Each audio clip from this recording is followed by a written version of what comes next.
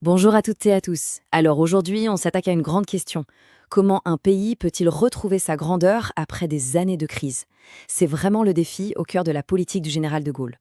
On va décortiquer ensemble cette période clé de l'histoire de France, un sujet absolument essentiel pour bien maîtriser le programme de terminale et bien sûr pour cartonner au bac. Allez, on plonge direct dans le vif du sujet avec une question typique du baccalauréat. Bon, je sais, elle peut sembler un peu impressionnante comme ça, mais pas de panique. On va la déconstruire pas à pas. L'objectif, c'est de voir comment on peut y répondre de manière vraiment structurée, argumentée et surtout nuancée. Voilà le parcours que je vous propose de suivre. On va passer par ces 5 étapes pour bâtir une analyse qui tient la route. C'est une méthode qui marche à tous les coups pour aborder ce genre de sujet sereinement le jour J. C'est notre feuille de route.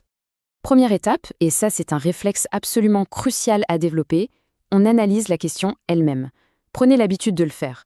Bien comprendre l'énoncé, c'est déjà faire la moitié du chemin vers une bonne note. Alors avant même de penser à écrire quoi que ce soit, on fait une pause et on décortique. D'abord les bornes chronologiques. 1958, début des années 70. Ok, c'est clair, on parle de la présidence de De Gaulle. Ensuite, l'acteur, Charles de Gaulle, évidemment. Troisième point, les mots-clés, hyper importants. Restaurer et puissance, on va y revenir. Et enfin, la consigne, le comment. Ça nous demande de nous concentrer sur les moyens, les stratégies, les actions mises en place. Cette petite analyse, ça prend 2 minutes, mais ça évite le hors-sujet. Bon, maintenant qu'on a bien cadré le sujet, il nous faut les bons outils pour construire notre pensée, notre argumentation. Pour bien raisonner, il faut d'abord maîtriser les concepts. Le point de départ, c'est de bien s'entendre sur ce mot, la puissance. Attention, piège classique. La puissance, ce n'est pas juste avoir la plus grosse armée.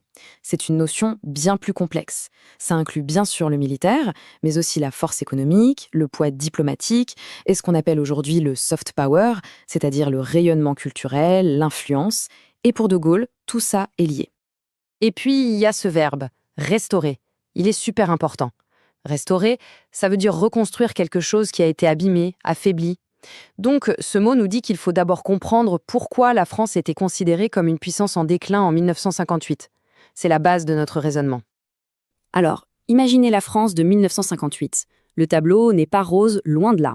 L'économie se remet à peine de la guerre. Sur le plan international, la France est dans l'ombre des États-Unis, dépendante via le plan Marshall et l'OTAN. Et surtout, elle est enlisée dans les guerres de décolonisation, notamment en Algérie. C'est un gouffre financier et humain qui abîme son image. Et puis, il y a eu l'humiliation de la crise de Suez en 1956, qui a montré crûment que la France ne pouvait plus agir seule. Bref, elle doit se réinventer dans ce nouveau monde de la guerre froide.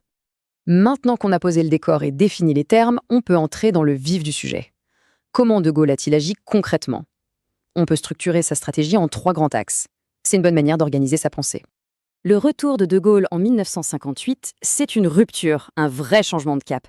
Il instaure la Ve République, qui lui donne un pouvoir exécutif fort, capable de prendre des décisions rapides. On passe d'une politique dite atlantiste, c'est-à-dire très alignée sur Washington, à une politique de grandeur qui vise avant tout l'indépendance de la France. Et pour ça, la première urgence, c'est de sortir du bourbier de la guerre d'Algérie. La conviction de Gaulle, elle est simple. Pour peser à l'international, il faut d'abord être fort chez soi.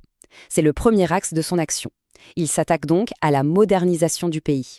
Ça passe par une économie stabilisée avec la création du nouveau franc. Ça passe aussi par de grands projets technologiques, symboles de puissance comme la bombe atomique ou les avions Mirage. Et ça passe enfin par l'aménagement du territoire pour un développement plus équilibré. Et cette politique, elle porte ses fruits. Regardez bien ce graphique. On voit très clairement que la croissance économique s'accélère pendant les années 60. La France est en plein dans les 30 glorieuses. Et c'est justement cette base économique solide qui va donner à De Gaulle les moyens de ses ambitions sur la scène internationale. Et là, on touche vraiment au cœur du réacteur de la politique gaullienne, l'indépendance. Pour lui, la souveraineté de la France, ce n'est pas négociable. L'arme nucléaire en 1960, c'est le symbole ultime de cette indépendance. La France peut se défendre seule. Le retrait du commandement militaire de l'OTAN en 66, c'est un coup de tonnerre. C'est une façon de dire aux Américains « Nous sommes vos alliés, pas vos vassaux ».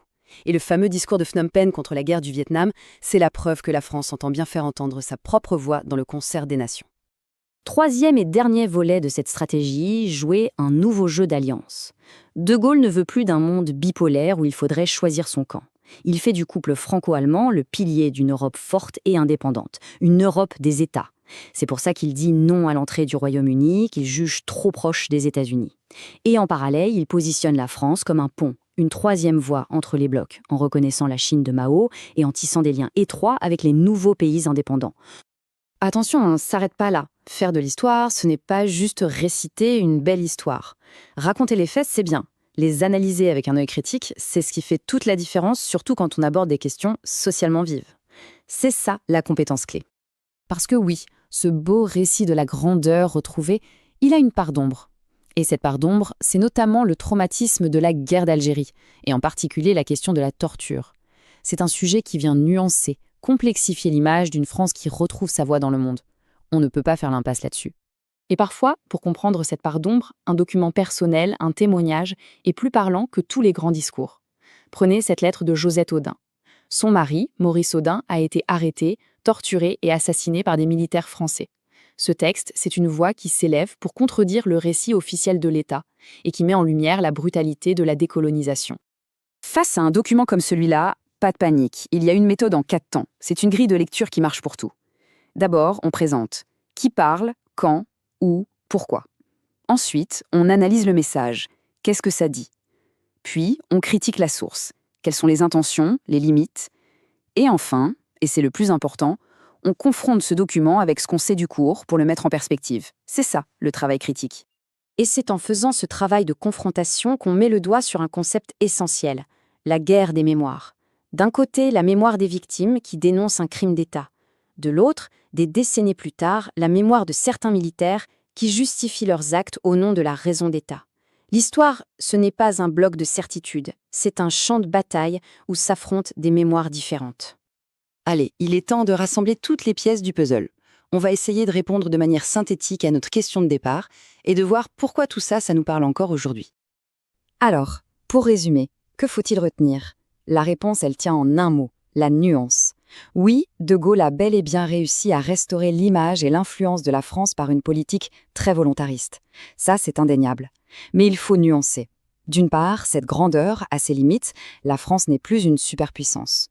D'autre part, elle est ternie par les pages sombres de son histoire coloniale. Et cette histoire, au fond, elle nous pose une question qui est toujours d'actualité. Comment est-ce qu'une nation construit son récit, sa grande histoire? Comment fait-elle face aux chapitres les plus douloureux de son passé? Et comment définit-elle sa puissance aujourd'hui? C'est une réflexion qui dépasse largement le cadre du cours d'histoire. C'est une vraie question de citoyen.